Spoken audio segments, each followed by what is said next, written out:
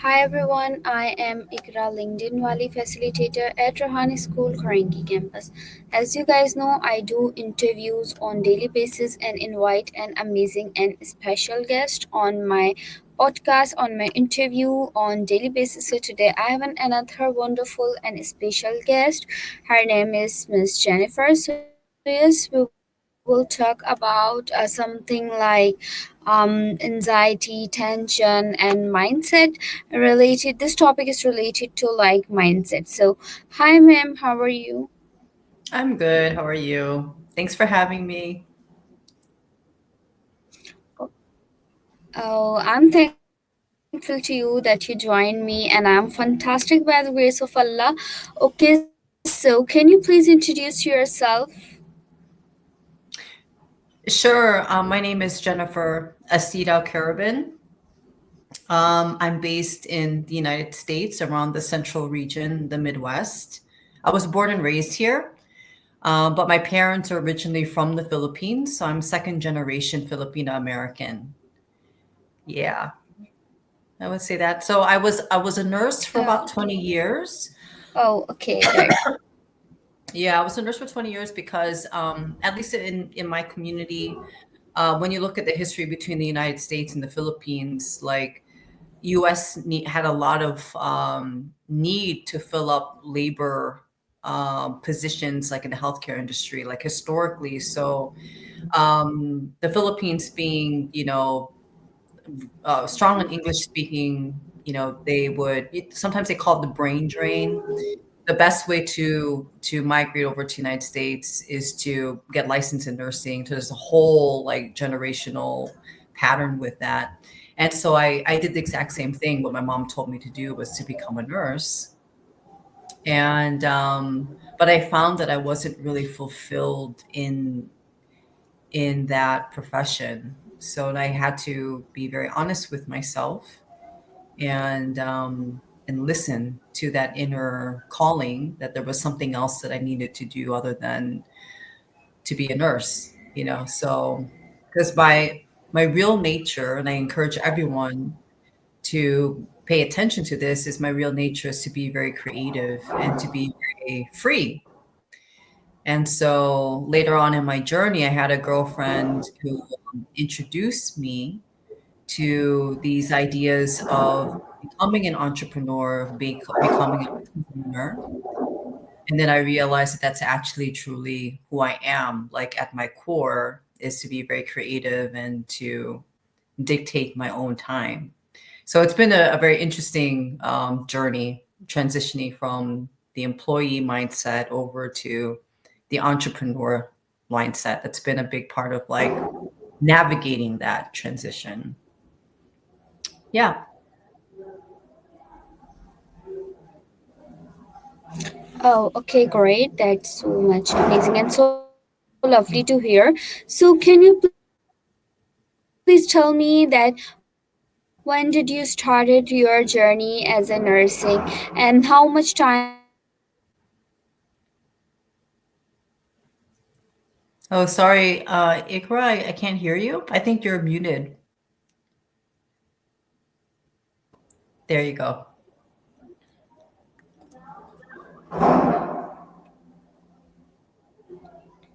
Okay, so am I audible to you now? Yes, I can hear you.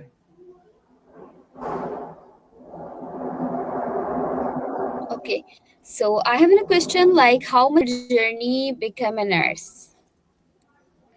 It was pretty simple. I went to school for it. I passed the boards immediately, which was kind of rare. Usually people have to pass the exams two or three times. And while I was in school, I moved out and I lived on my own when I was 19 years old. But the interesting thing is, I actually met my husband around the same time I moved out to be on my own. And I met him on a plane ride coming back from New York City back to Chicago. I went on a trip with a girlfriend of mine. And on the way back, it's very serendipitous. I wound up meeting my future husband sitting next to him on the plane ride. So it was actually a very tough time for me. Like I was working full time, I was in school full time. Um, and I also lived on my own, all that at the the young age of like 19 going on to 20. And then I was in nursing school. I passed my boards the first time, and I was placed in a cancer unit fresh out of graduating from nursing school. And that in and of itself, there's a saying here that it was like baptism by fire. But I realized in hindsight that that nursing is very intense work. There were times that I was working, it could be between 8 to even 16 hours straight without being able to eat or to even like use the bathroom because it's that busy when you are, taking care of patients. And but I realized that the way that I was pushed physically and mentally and emotionally and spiritually and emotionally, it was one of the greatest growth experiences for my soul. And it taught me and it prepared me for what I do now as a mindset coach, um, and being a trauma informed mindset coach. So I knew that nursing wasn't really the right path for me. So while I was in nursing, I was trying many different types of businesses. And the one business that really stuck for me that was really aligned was actually doing more like coaching and doing more mindset work. Because my husband, later on, we got married. My husband noticed and he advised me. He said, "You'd love to study everything about mindset, everything about spirituality. So why don't you actually pursue it as a consultant?" And he was right. So I went ahead and I got certified. I was trained by one of the best teachers in the world. Your audience may know a man named Bob Proctor. And Bob is taught all over the world, literally all over the world. And I remember him saying that there's only three things that literally any person anywhere in the world really wants. A person really wants is they want to be free of any financial stress. And the second thing they want is they want to love what they do and they want to be surrounded by people that they love to be around. Right. So yeah. Yeah. So I was trained by Bob, and then later on I was trained by many other teachers as well, really around transformation, just what helps a person transform in general. And it starts with the mind, it starts with thoughts, but it also starts with feeling, like opening up emotionally, healing emotionally, and then also healing traumas in life. Oh, okay, great. Like you do struggle also. Okay, so I have a question. Like, can you tell me about like a three advices that who wants to become a nurse? Because I have a lots of followers and they told me like I make a poll like who wants to become a nurse and who wants to do like this kind of interviews a lot. Like three advices that how to become a nurse. I would really first, before even choosing a career, I would ask. I think it's very important. This is very not very common though. I feel that my perspective really comes from second generation immigrant experience, like here in America, and a lot of times. Um, to no one's fault, that a lot of choices are made simply out of survival, or choices are made simply out of just making money. But I think what's really fundamentally important is what is also fulfilling. What is also natural for me, what is my natural talent. And if you're going to choose a career, what is the natural talent that I love, that I have, and that will be of service to other people? That's what I would recommend. Nursing is very easy. All you have to do is Google, how do I become a nurse? That's all you have to do. But I think the deeper question is, you're that's a very big decision, is to choose a career, because your career is going to be the rest of your life. It's just like the choice of getting married to someone. It's going to affect the rest of your life. You know what I mean? So you want to ask questions kind of like, um, what do I love to do? What really resonates with me? Um, and you can just kind of Google, or look at careers that match what we call aptitudes, what really aligns with your own aptitudes, what's natural for you. Oh, okay, great. So much amazing. I hope my viewers get lots of benefit for it. So, I have a question like when we have to choose a career, so also we have to enjoy it a lot. So, I Yeah. have a question like how much you enjoyed your journey as a nurse. Well, I left it for a reason. I'm grateful for what I learned from it, but I could not stay in it because it wasn't the truest expression of who I am. So, but I do feel that I am a healer. It's just not in that capacity. And one of the biggest contradictions with my journey in nursing is there's so much focus on pharmaceutical um, medications, right? So, like for example, if someone goes in the hospital and they have a symptom, then a lot of the drugs are there to treat the symptom, but not the real root causes of the disease itself.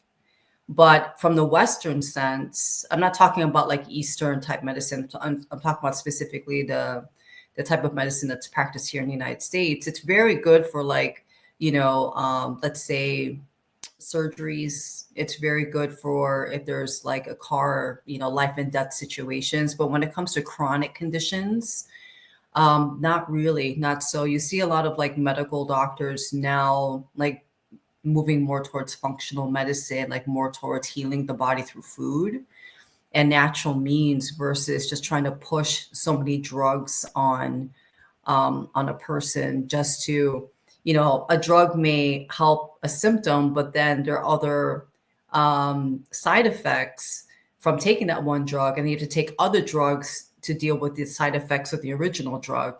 So there was something about it spiritually that I didn't resonate with anymore, and I knew that I needed to exit. And the only thing that kept me longer in the nursing industry or healthcare industry was I didn't know what the alternative was, because it wasn't until my girlfriend showed me a video about what it's like to be a business owner and an entrepreneur. When I saw it, I realized that that's really more of my nature.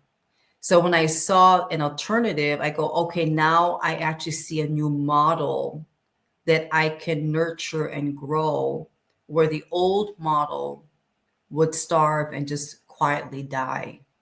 That's a big um, uh, principle, I would say, that your audience may want to take note of. Like if something is not going right in your life, then you don't have to keep on focusing on it to try to fix it. The most important thing is you know what the alternative is. You feed it with all of your mental energy, your emotional energy, and your action. And that new model will grow in your life, where the old model will just die a natural death. So that's what I did. I started growing. I started learning about entrepreneurship. I started learning about the skills of entrepreneurship and how to get better at what I do as a coach. And sure enough, I was able to transition out of that profession and be in business for myself.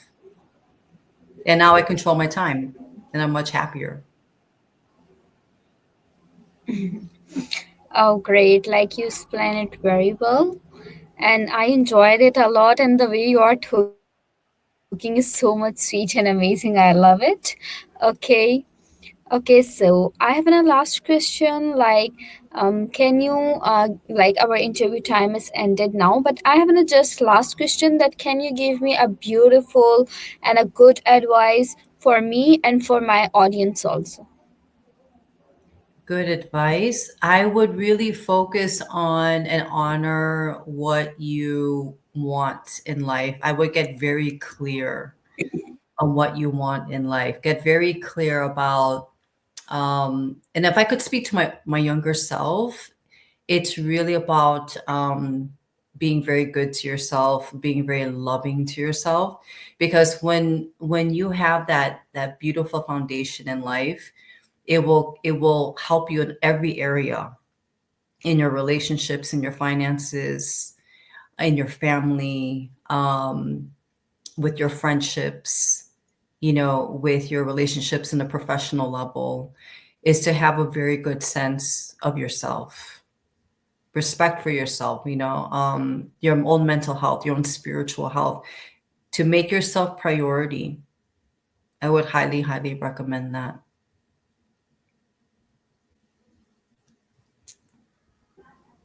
Yep. Oh, that's great. That's great. That's so much lovely to hear. And yes, we have to give us respect and for ourselves also. And thank you so much, ma'am, for giving me your precious time. I'm very thankful to you that you accept my invite. And thank you. Allah Hafiz. Thank you so much for having me. Have a wonderful day.